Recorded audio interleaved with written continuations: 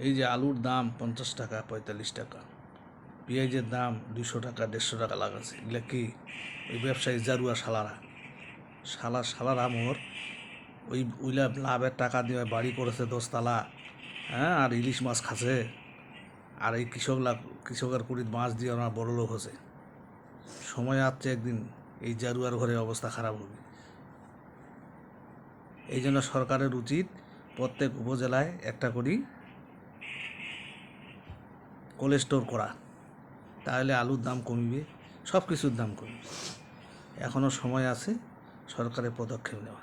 আর আমার বোঝাগঞ্জ বিরলত এই যে রাস্তা, পাকা রাস্তা হইল, একমাত্র অবদান হইল খালেদ মাহমুদ চৌধুরী।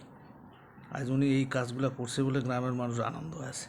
তিনি দল মত নির্বিশেষে এই কাজগুলো করছে। এটাই হলো একজন প্রকৃত নেতার দায়িত্ব।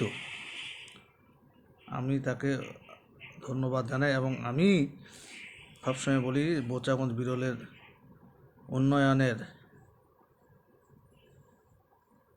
কাণ্ডারি।